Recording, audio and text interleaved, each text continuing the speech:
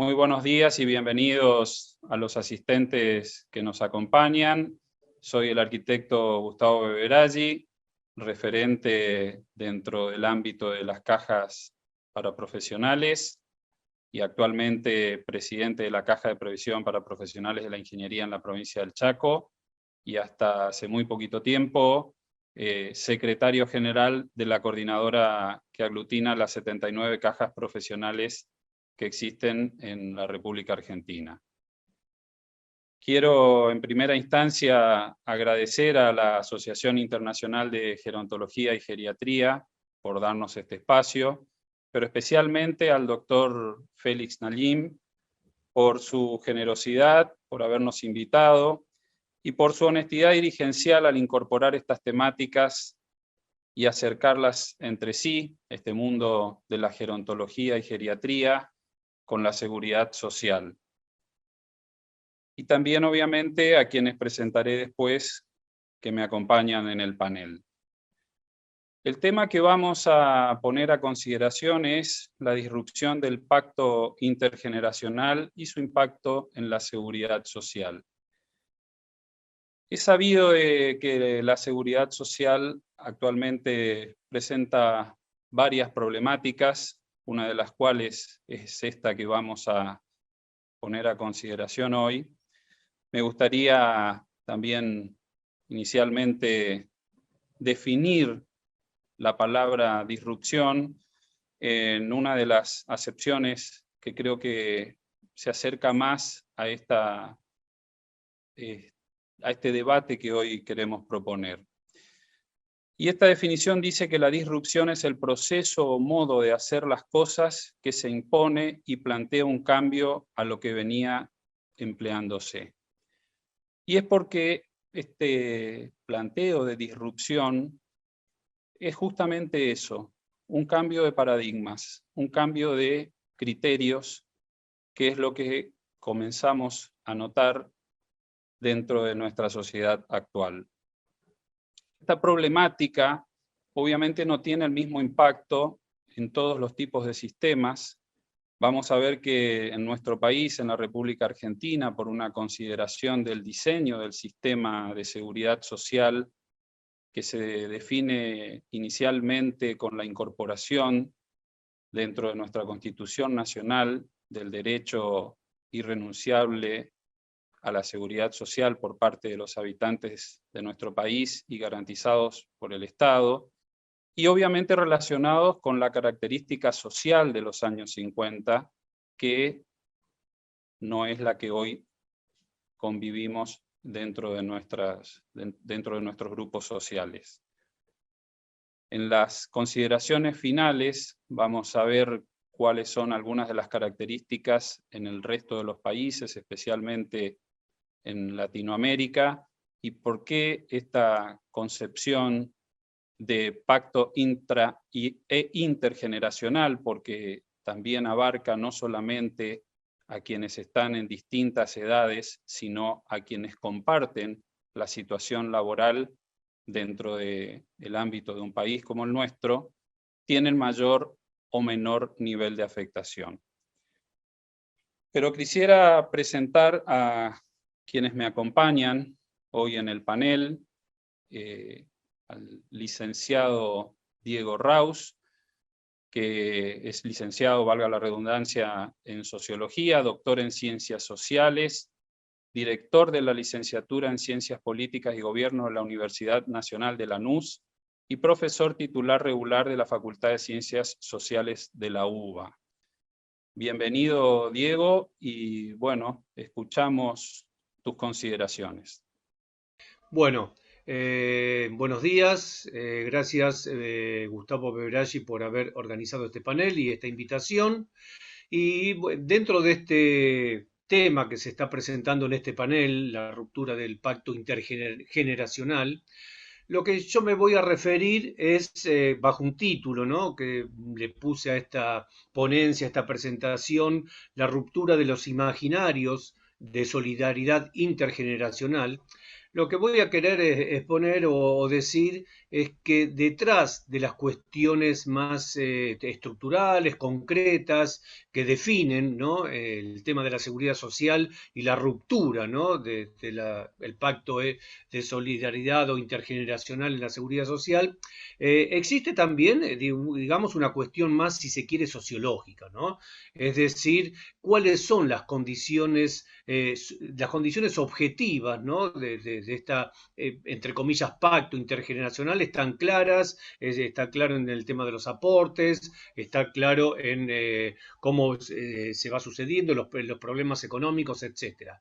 Pero hay una condición fundamental en esto, y es la condición subjetiva de ese, entre comillas, reitero una y otra vez, pacto intergeneracional.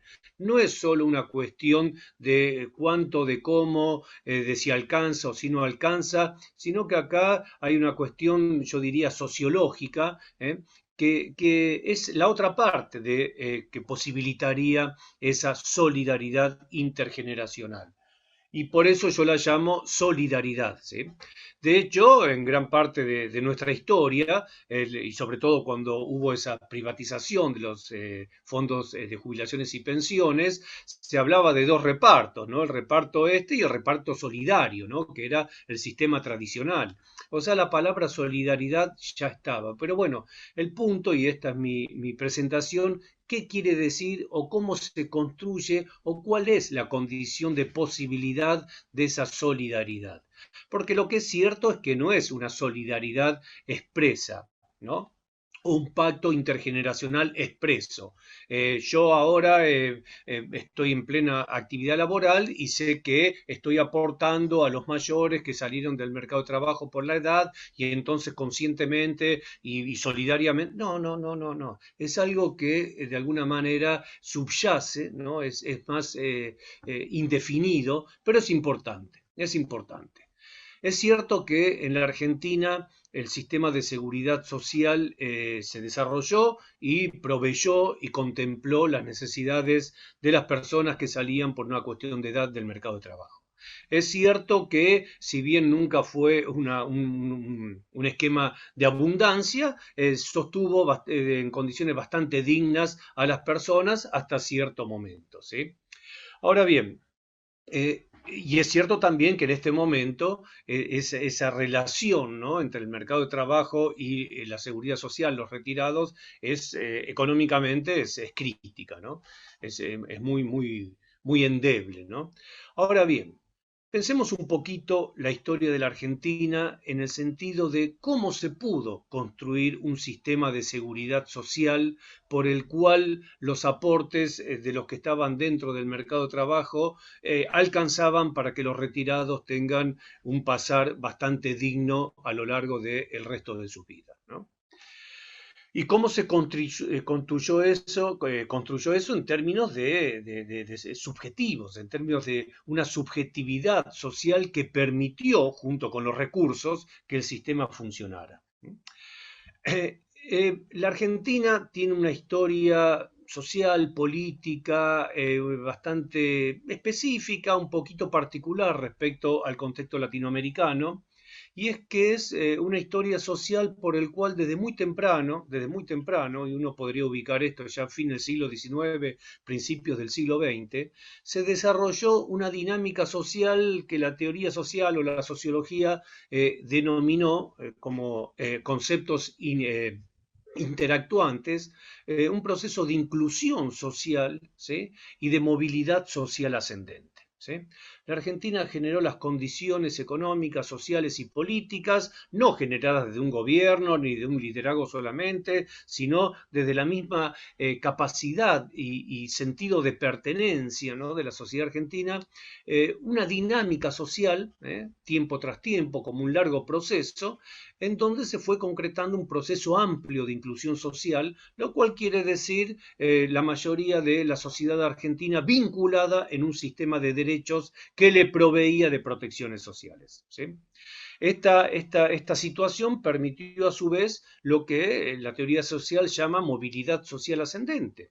Concretamente, que durante largas décadas se vivía la posibilidad de que cada generación encontrara mejores condiciones sociales de vida que la generación anterior, ¿sí? Y entonces, y eso por supuesto confluyó en un factor de desarrollo importantísimo para la Argentina, ¿no? Porque esa movilidad social implicaba que los niños y luego los jóvenes pudiesen estar más en el sistema educativo, se formaran más, no tuvieran que salir a trabajar temprano. Eso fue un factor dinamizador de la economía, la cultura y la sociedad argentina, ¿no? Pues muy bien. Entonces tenemos este proceso histórico que, vuelvo a reiterar, no es tan común en la región, ¿sí? Movilidad social ascendente, ¿sí?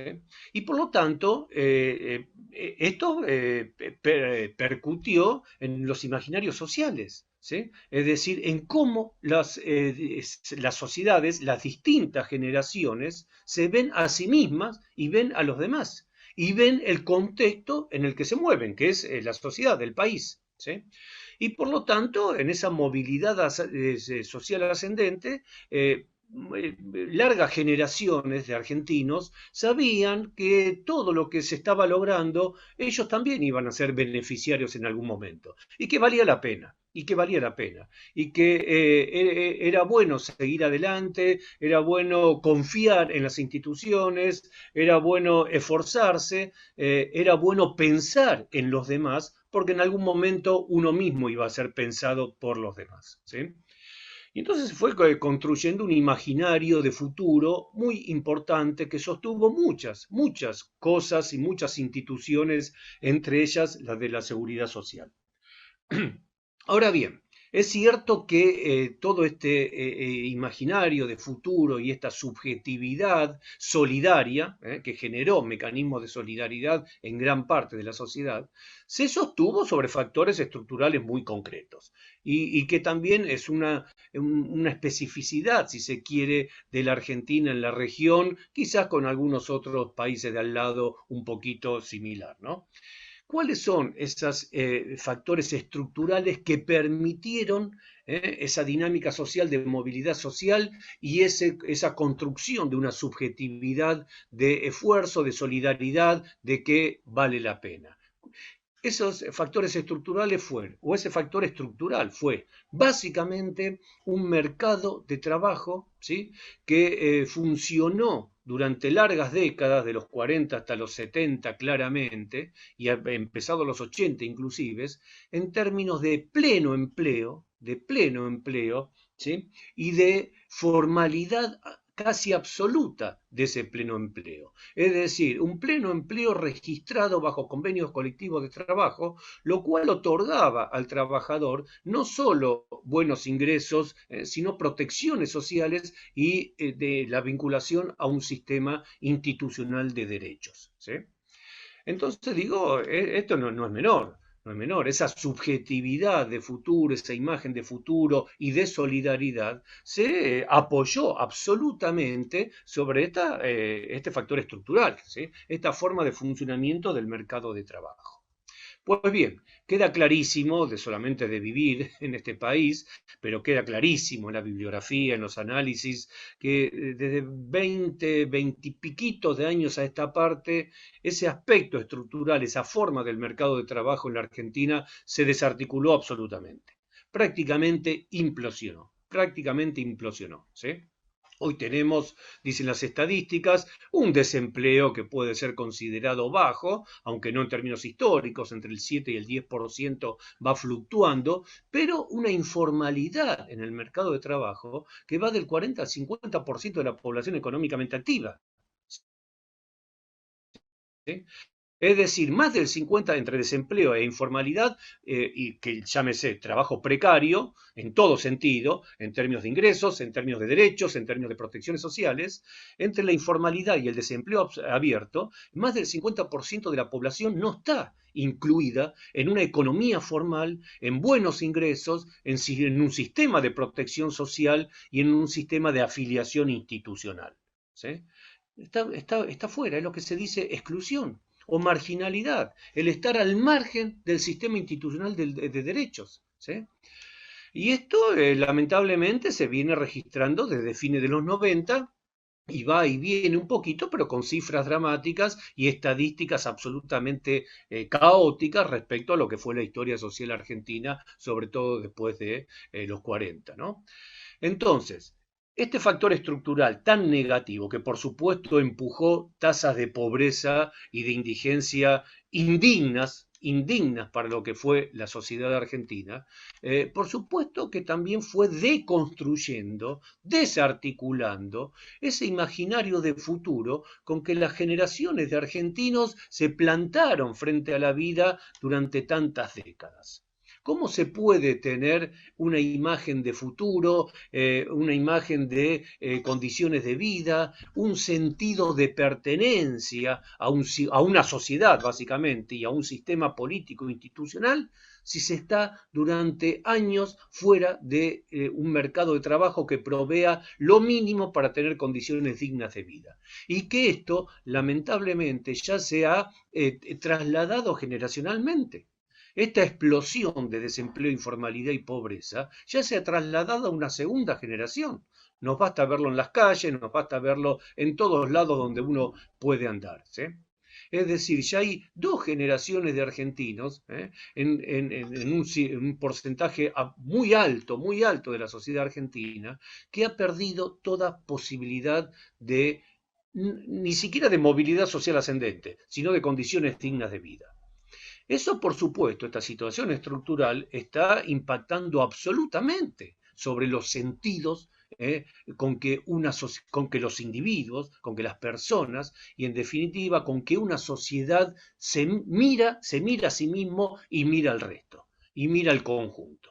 ¿Qué sentido de pertenencia puede haber cuando hay tanta población al margen de todo sistema de protección? No puede haber ningún sentido de pertenencia, y si no hay un sentido de pertenencia a una comunidad, llamémosle sociedad o como le llamemos, si no existe ese sentido de pertenencia por muchos sectores sociales, no puede haber, pero ni mínimamente, un sentido de solidaridad.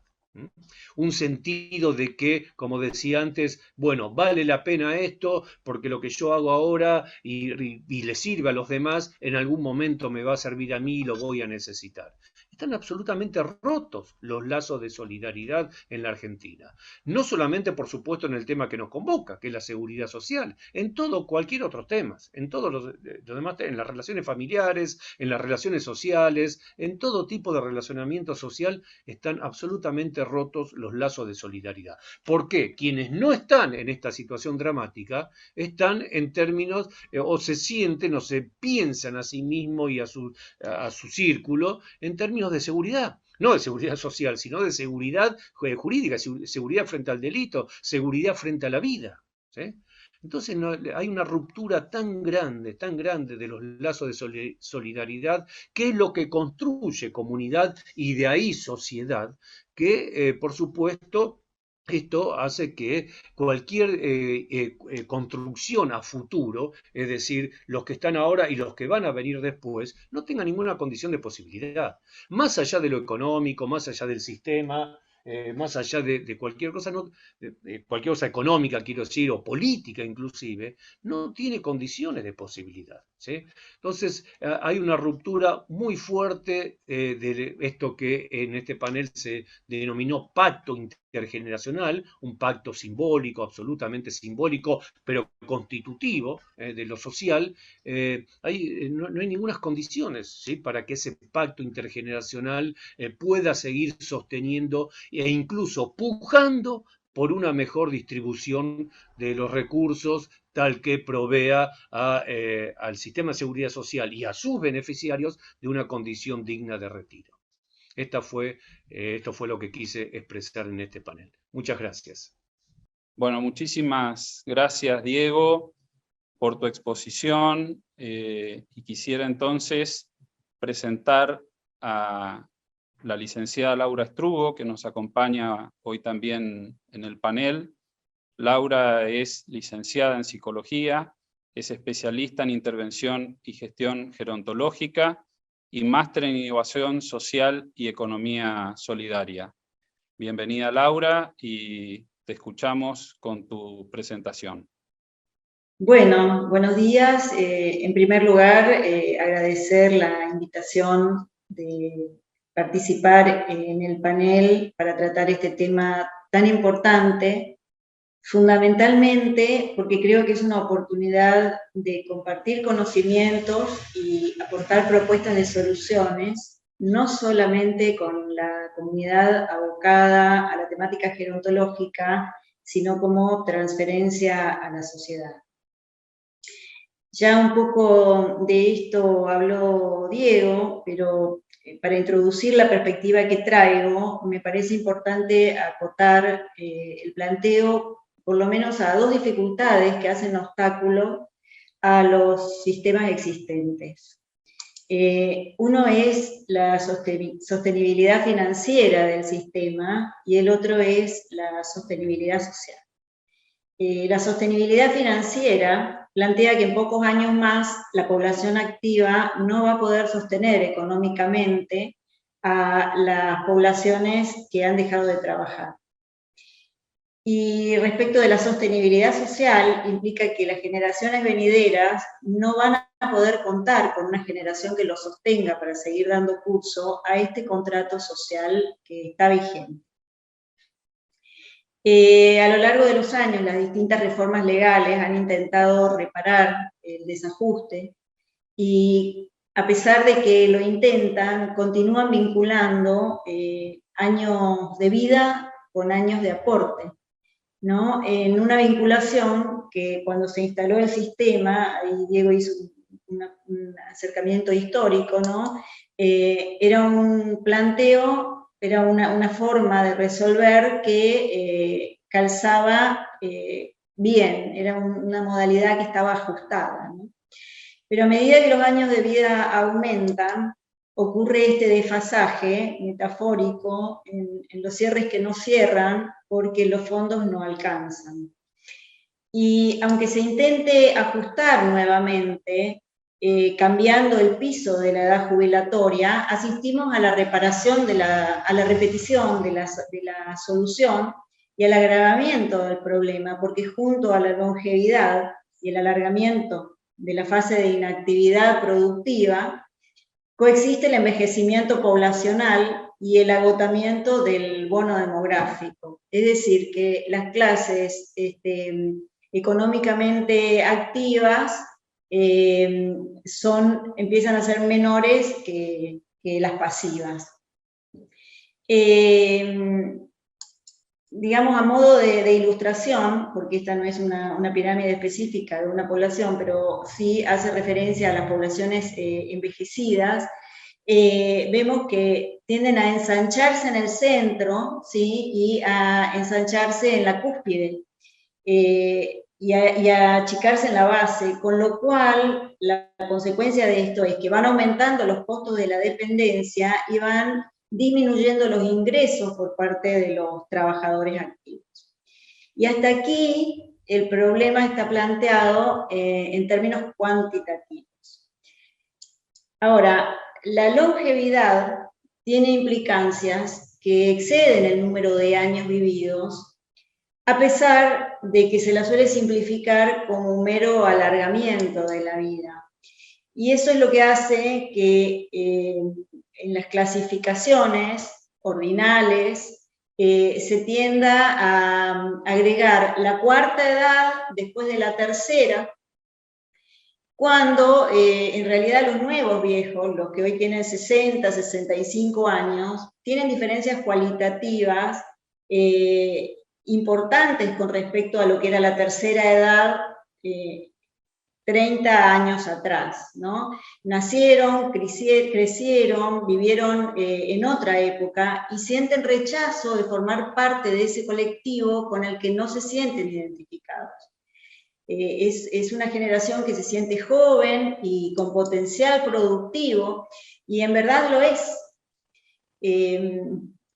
Esto hace que se genere como una contradicción o la coexistencia entre ser un jubilado y gozar de un cierto ingreso sin un esfuerzo actual, que entre paréntesis siempre es insuficiente, y por el otro lado, el vacío de un rol social, porque se ha dejado el rol que se tenía y no hay reposición de uno nuevo en la cultura tal como está vigente, que hace que los que cuentan con recursos tangibles o intangibles, es decir, recursos internos o económicos, rompen fila y encausan nuevos desafíos de manera individual. Como se niegan a ir por el lado de lo, digamos, hacia el camino de lo descartable y tratan de buscar nuevas alternativas. Esta generación no acepta esto porque necesita inscribirse socialmente de otra manera. Y aquí es donde aparecen estas cuestiones donde es necesario pensar, innovar, y el diálogo, ¿no? El debate, la construcción de esta generación que tenemos que preguntarnos si realmente es la tercera edad o no tiene aún un nombre, ¿no?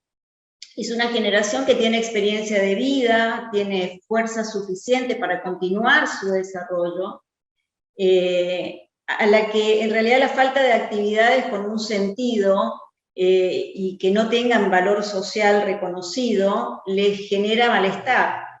Pero además, y aquí entramos de lleno al tema de la solidaridad intergeneracional, la verdad es que tampoco necesita de los esfuerzos que debe hacer la sociedad para sostenerla, para cumplir con un pacto que fue creado como solución, como decía Diego hace un rato, en otro contexto.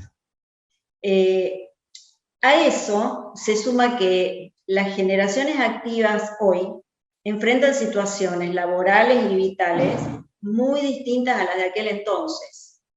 Los recursos materiales y sociales se agotan y en 20 años más ellos no van a gozar del mismo privilegio. Esta situación, que es la actual, no puede seguir siendo inscripta como solidaridad intergeneracional. Hace falta un cambio cualitativo porque el sistema ya no engarza. Y aquí es donde se verifica la importancia social de nuestros aportes, de la gerontología, ¿no? Porque los avances de la gerontología sobre su objeto de estudio han puesto en evidencia que la edad es un dato que en sí mismo no dice nada respecto de las capacidades, de las potencialidades de la persona, mucho menos de los deseos. Las biografías de las personas se desarrollan en las sociedades que construyen las realidades que las distintas cohortes van habitando. Y acá entonces me pregunto, o lanzo esta pregunta a debate, si no será hora de actualizar, de revisar esas necesidades y posibilidades de las diferentes cohortes, de los diferentes sectores, y redefinir los criterios que se toman en cuenta para plantear los modos o los nuevos modos de solidaridad necesarias y posibles hoy.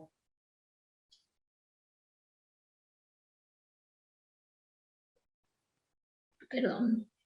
La solidaridad intergeneracional se apoya en el Estado, en las familias y en la sociedad. En los contextos de poblaciones envejecidas, el Estado y las familias tienen que redoblar los esfuerzos para la atención a la dependencia que va en aumento. El Estado toma los recursos de los aportes del trabajo formal, que como decía hace un rato Diego, está en crisis, que decrece y que necesitamos de la creatividad de la sociedad para resolver rápidamente, los problemas actualizados.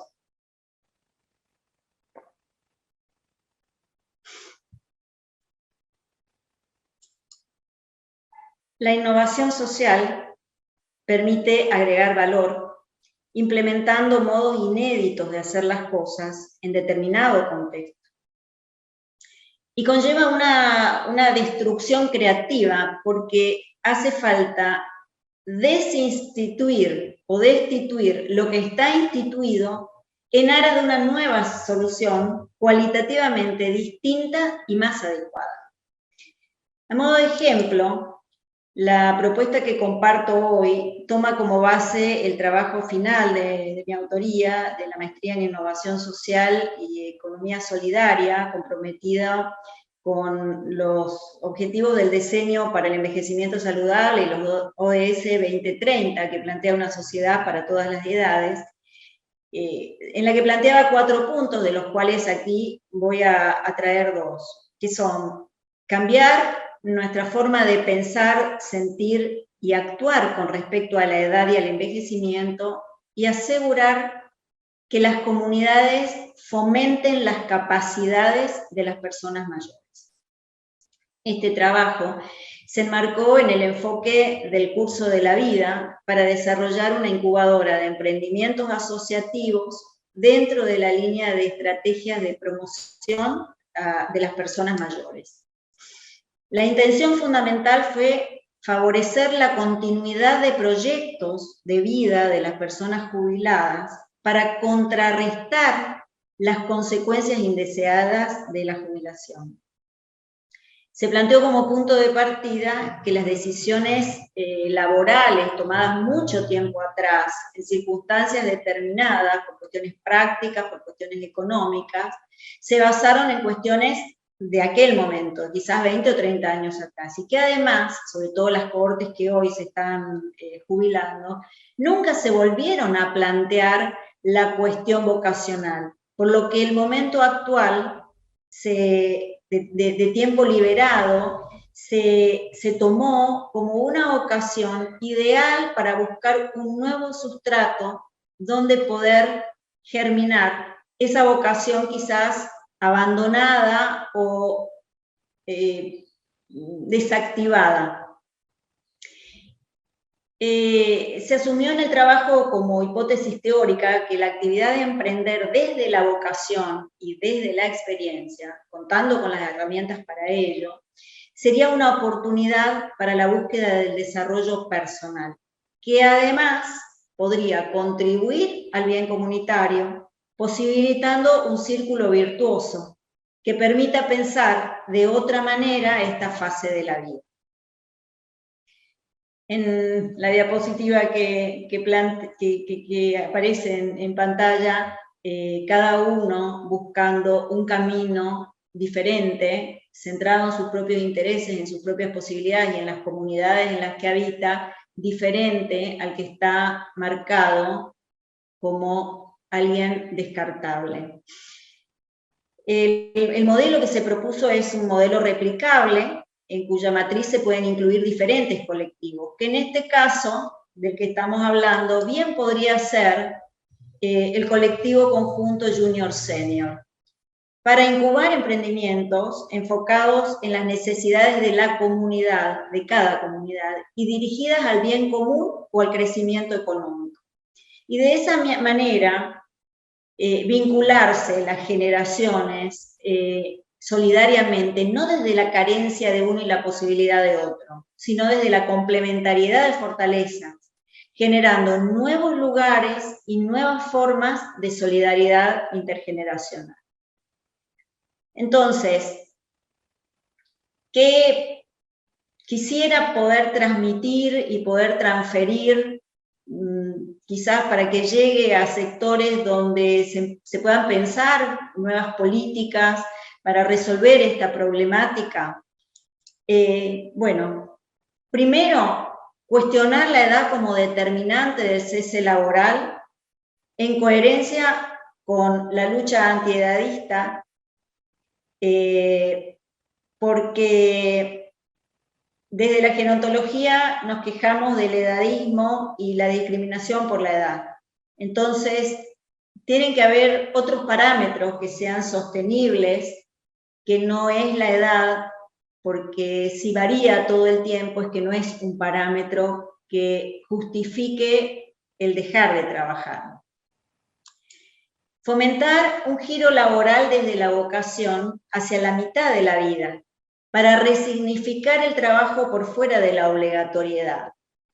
En base a la experiencia y al contacto con la población, se verifica que si las personas hacia los 50 logran hacer un giro manteniéndose en la actividad sin caer en la inercia de la inactividad después de la jubilación, se revitaliza y esto contribuye a un envejecimiento saludable. Invertir desde el Estado en capacitación y subsidios para el emprendimiento, en concordancia con el punto anterior. Y esto que lo decía hoy, fomentar la solidaridad intergeneracional desde las posibilidades, complementando fortalezas y no solo de cubrir carencias. ¿Qué podríamos llegar a lograr? Bueno, a corto plazo, la reinclusión laboral de esta generación que emerge hoy. A mediano plazo, la regeneración de la energía vocacional y la motivación para la continuidad de una vida activa productiva. Y a largo plazo, una nueva cultura de ocupación laboral y una nueva concepción del curso de la vida instalada en el colectivo social. Muchas gracias. Muchas gracias, Laura, también por tus conceptos, y bueno, a continuación haríamos una serie de conclusiones para cerrar el panel. Bueno, nuevamente muchas gracias a Diego y a Laura por sus excelentes exposiciones. La verdad es que nos han repreguntado muchas de las cuestiones con las cuales estamos trabajando con esta problemática. Quiero contarles que el contacto con Diego y con Laura viene por la necesidad de no solamente debatir esta cuestión, que es lo que planteamos hoy en este panel, sino de elaborar algún trabajo de investigación específico sobre esto, y que fue lo que un poco le comenté al doctor Félix Nalim, y a raíz de eso nos invitó a participar en este congreso. Quisiera volver sobre lo que planteé en la apertura, de cuál es la realidad sobre la cuestión en el resto de los países, en la situación global, que vemos que obviamente la cuestión intergeneracional está también verificándose, pero obviamente, como lo planteaba muy bien Diego, y en algunas de las consideraciones de Laura, tiene intrínseca relación con la situación social y económica de los países.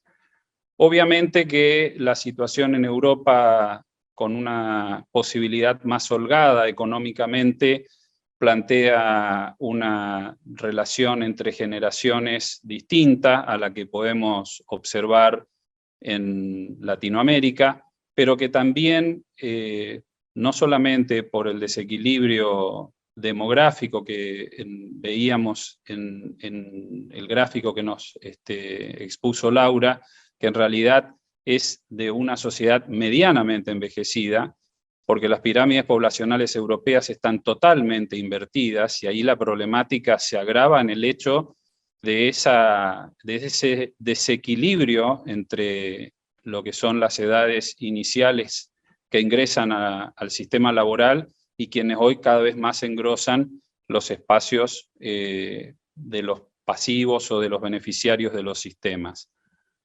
Y con algunas alternativas que obviamente están trabajando desde los estados para incorporar algunas iniciativas dentro de esta problemática. Pero acercándonos más a lo que es nuestro entorno latinoamericano, vemos una situación, por ejemplo, como la de Chile, que tiene la definición de un sistema que se basa principalmente en capitalizaciones individuales, que también fracasó por el hecho de la imposibilidad de que esa inversión previa durante la etapa laboral luego redituara en un periodo de retiro, porque volvemos a una situación de incapacidad económica de construcción de cada uno de los trabajadores de su seguridad social. Hoy Chile está incorporando llamativamente consideraciones sobre sistemas de reparto, incorporando algunas alternativas a esa individualidad planteada como sistema, y que obviamente puede llegar a contagiarse de esto que nosotros estamos viendo en un sistema público como el nuestro, basado principalmente, como decíamos hoy, en la solidaridad y en el reparto, con diseño totalmente atemporal, por las consideraciones que también se plantearon en el panel. Pero sí quisiera detenerme un poquito en la particularidad de lo que es Uruguay. Por una condición obviamente de equilibrio social y de estabilidad económica que tienen nuestros vecinos, ahí tienen la posibilidad de un trabajo distinto, de una incorporación de esta relación entre las distintas generaciones, con una construcción de la solidaridad desde la capacitación escolar, incluida desde la currícula en el jardín de infantes y que termina en el último grado de las carreras universitarias, pero que obviamente tiene una característica de una sociedad acotada, culturalmente muy formada y con un montón de conceptos que desgraciadamente, como es el caso, y que repito, también lo expuso Diego, nosotros por gestiones políticas inadecuadas hemos ido perdiendo a través del tiempo. Creo entonces que la atención de la temática principalmente pasa por la necesidad de un sinceramiento y de reconocer que la problemática existe. Cuestión que, vuelvo a repetir, desde las gestiones políticas muchas veces es muy difícil de encontrar, es muy difícil de no solo de que haya una toma de conciencia, sino de que haya una incorporación de la problemática, un debate adecuado, un análisis adecuado y la incorporación, obviamente, en la normativa jurídica que lo represente. Nosotros convivimos con sistemas diseñados para una sociedad y para trabajadores que ya no son los que hoy tienen vigencia en nuestros países en promedio y en general.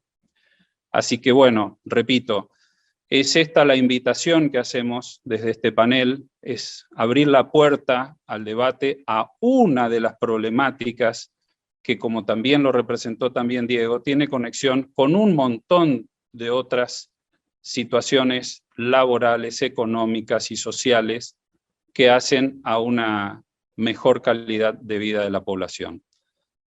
Diego, Laura, está abierto a sus consideraciones también, como para que podamos ir completando la información que hemos planteado para nuestra presentación. Bueno, yo sí, muy rápidamente, no soy un experto en el tema ni mucho menos, pero me pareció absolutamente interesante, ¿no? Lo que la presentación de Laura, y me dio pie solamente para decir esto, ¿no? Que creo que efectivamente tiene que ser muy una política de primer orden, repensar el tema de la edad, repensar el tema de las potencias de las personas más allá de la edad, porque en correlato a lo que venimos diciendo en este panel, el otro tema es que de acá a unos años va a haber una gran cantidad de personas, un gran porcentaje de la población que no va a entrar a la seguridad social, porque nunca estuvo dentro del mercado de trabajo formal. Es decir, la seguridad social presenta un problema para quienes están o van a entrar en ese sistema, pero presenta un problema a la sociedad, en este caso a la Argentina, la cantidad, reitero, el alto porcentaje de población que nunca va a estar en la seguridad social. Y entonces, ¿cuál es el destino de esas personas? Y ahí creo que la presentación de Laura y sus propuestas finales tienen que sonar muy fuertemente, ¿no? Bien, y en eso quiero agregar, Diego, que no solamente tenemos el problema del desplazamiento por la no incorporación o por la imposibilidad del acceso al mercado del trabajo registrado, sino que hoy las nuevas modalidades laborales, sin estar registradas como trabajos indignos o que tengan alguna problemática económica. Todo lo contrario, muchas de esas nuevas modalidades laborales generan ingresos muy interesantes para los trabajadores por la vía virtual o remota, pero sin embargo, por la inexistencia de normativas o de acuerdos que puedan dar la posibilidad de esa incorporación de ese trabajador dentro de un sistema de cobertura, tanto de salud como de seguridad social, también van a ser desplazados de los sistemas. O sea, la rareza que tenemos es que los dos extremos, tanto el pobre que no accede a un mercado digno de trabajo, como el trabajador formado que tiene la posibilidad de un trabajo altamente eficiente, también va a ser desplazado o se va a ver imposibilitado de acceder porque no hay diseños de sistemas globalizados de seguridad social. Otra cuestión más a agregar en este debate. Laura, invitada también a hacer consideraciones. Sí, a mí me parece que la cuestión de situación es fundamental, ¿no?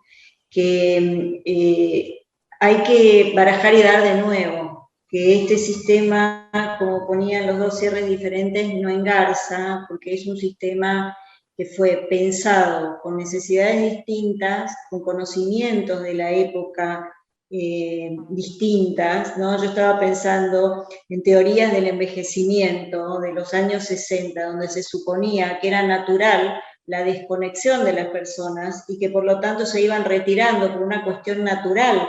Y esto es contemporáneo, ¿no? Con el cese laboral, pero hoy sabemos que esto no es así. Entonces hay que barajar y dar de nuevo, hay que replantear la cosa situacionalmente y hay que tener en cuenta los entornos VUCA en los que vivimos, ¿no? Volátiles, a ver que se me va la sigla con la U del inglés, imprevisibles, cambiantes y ambiguos. Entonces, estas soluciones de 60, 70 años atrás no van. Y no se puede seguir forzando el sistema, y el forzamiento por el que viene es exigirle a las clases empleadoras que hagan más aportes para poder llegar a sostener esto y hacer que el cierre que no llega, llegue hasta el final.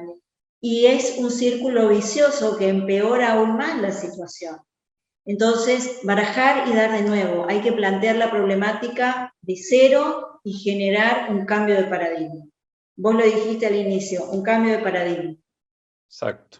Es justamente el planteo de la disrupción y buscar inventiva y buscar ideas que quizás hoy ni siquiera están en la consideración, pero que obviamente esta problemática nos interpela con una profundidad que necesita que hagamos uso de nuestras mejores posibilidades para buscarle alternativas de solución. Bueno, vamos entonces cerrando y abriendo a consultas y consideraciones de los asistentes y quedamos a disposición para poder aclarar o profundizar sobre los temas que hemos expuesto.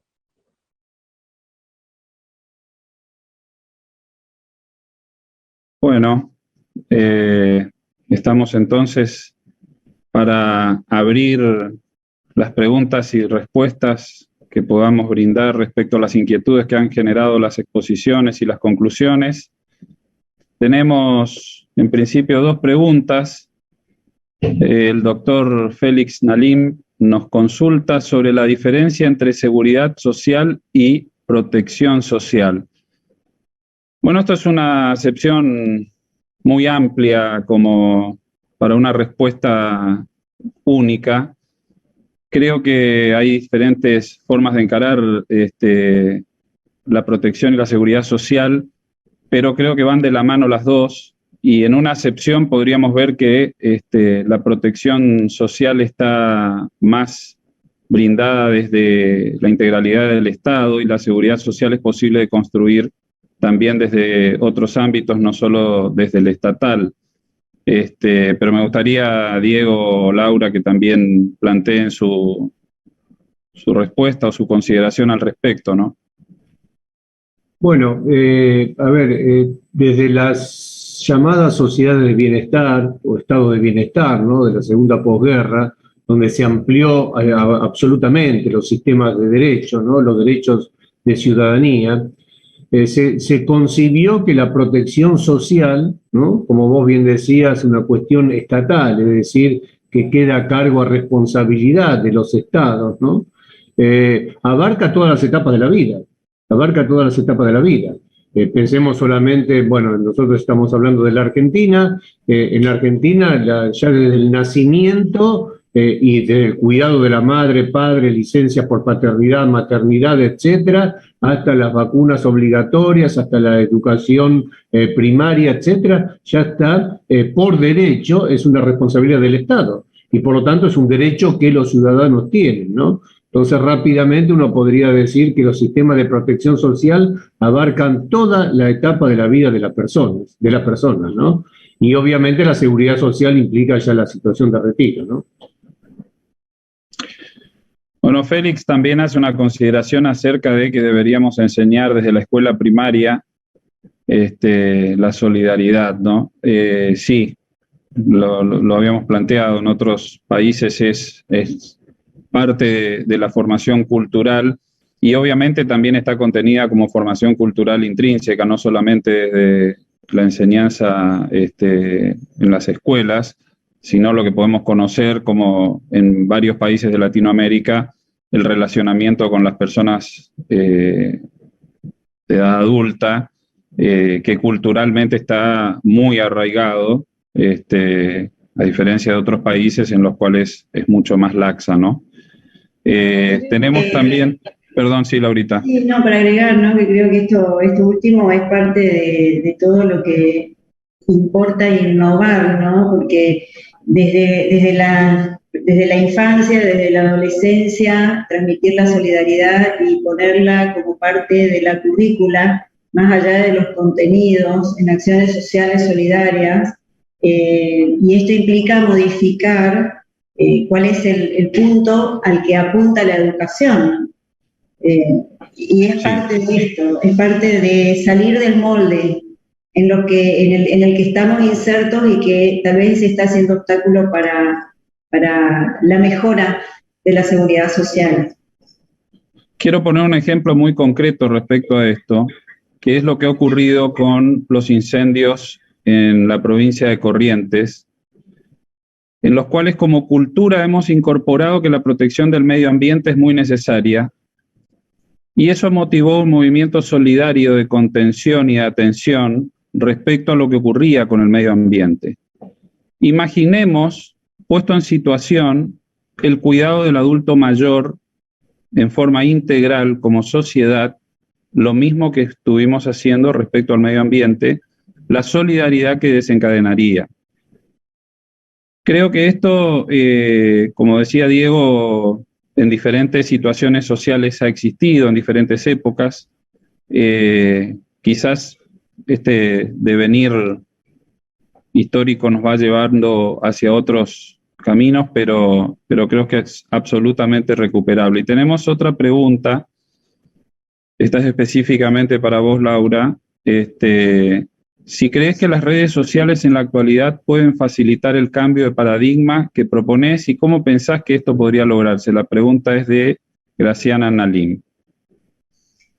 Bueno, sí, yo creo que todo lo que en términos de comunicación se pueda hacer para proponer un paradigma distinto es fundamental. Y hoy por hoy las redes sociales son el medio que está no solo al alcance de la mano de todo el mundo, porque lo está, sino el más activo quizás, en el que se puede transmitir, por un lado, la necesidad y por el otro lado, las alternativas. Como para contar un ejemplo, durante la pandemia hemos estado realizando por vía de Zoom talleres de orientación o de reorientación vocacional, junto a una colega de Buenos Aires, Alejandra Reines. Hemos estado haciendo los talleres de orientación vocacional para reflotar esa vocación dormida de las personas, y lo hicimos a través lo publicamos a través de las redes y lo hicimos a través de Zoom, como una manera de contactar a la gente durante la pandemia y de generar esperanza también, ¿no? Entonces, todo lo que se puede hacer por cualquier vía es fundamental. Diego, ¿alguna consideración? No, bueno, solamente una cosa obvia, ¿no? Y para no perder tiempo, que las redes ya son la forma más absoluta, hegemónica de comunicación, ¿no? Entonces, todos los mensajes que vayan por las redes tienen un impacto 100.000 veces superior a lo que antes significaba cambiar un poco las costumbres de la gente, que era a través de la educación, ¿no? Entonces, en las redes es un instrumento de primer orden para cualquier cambio cultural que se quiera hacer, ¿no? Bueno, justamente relacionado con lo que les decía antes respecto a la situación de la solidaridad en lo ocurrido con la provincia de Corrientes, fueron las redes las que movilizaron esto. O sea, son parte también, creo, de la posibilidad de llegar culturalmente con estas ideas. Y tenemos otra pregunta de Federico Bordón.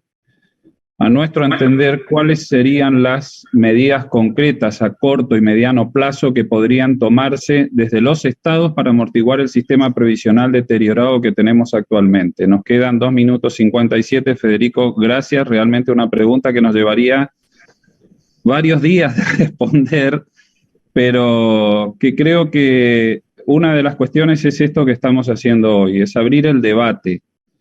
Es, como decíamos antes, sincerar y reconocer la problemática que tenemos. Con eso ya comenzaríamos por lo menos a tener una predisposición a la solución. El problema que estamos teniendo es mayormente la negación de la problemática. El tratar de resolverla con medidas absolutamente aisladas, y como dije anteriormente también, lo que tenemos es la necesidad de un rediseño del sistema. Con muchos de los planteos que hoy trajimos aquí con Diego y con Laura, de cambio de mentalidades, de cambio de visualizaciones, de cambio de roles sociales, porque se le han asignado roles a edades que hoy son absolutamente indebidos o inadecuados, mejor dicho, y que creo que eso no le corresponde solamente al Estado. La solución de esta problemática es integral, es de la sociedad. No se lo puede dejar solamente en manos del Estado, porque obviamente todos tenemos parte en la problemática que se generó y en la solución que tenga que volver a producirse. Una va quedando... Sí, dale, Diego, por favor. No, respecto a este tema muy interesante que sale de la pregunta, creo que hay un cambio también, hablando de cambios de forma de pensar, porque ni siquiera son cambios culturales, ¿no? De cómo percibir las cosas, dejar de pensar o percibir que el retiro, las jubilaciones, la gente adulta mayor, es un gasto, porque el tema es que todo se considera un gasto. Entonces, aumentar las jubilaciones, sí o no, ¿por qué? Porque es un gasto, ¿sí? Primero, no es un gasto. Uno podría decir, no sé si es una inversión en vez de un gasto, porque hay gente que ya está retirada, con derecho a descansar, a retirada, pero no es un gasto. No es un gasto, por el contrario, es una deuda que se tiene con personas que durante décadas aportaron al resto de la sociedad, ¿no? Entonces, la concepción de gasto que tiene el retiro y la jubilación, creo que es lo primero que hay que cambiar, ¿no? Bueno, pero también me parece en ese sentido que hay que reformular la pregunta respecto del derecho y del derecho vinculado a la edad y del derecho de las generaciones que vienen también. Entonces, esta es una práctica social instituida. Tenemos que apelar a la creatividad, a romper el molde y a pensar nuevas maneras acordes a la situación actual. Y creo que eso es un norte hacia el cual dirigirnos. Bueno, nos queda nada más que despedirnos, agradecerles nuevamente a Diego y a Laura, obviamente a la IAGG por habernos dado este espacio. Esperemos haber cubierto las expectativas, pero el debate está abierto y bueno, este ha sido nuestro pequeño aporte a la comunidad. Muchas gracias. Gracias a vos, Gustavo. Gracias.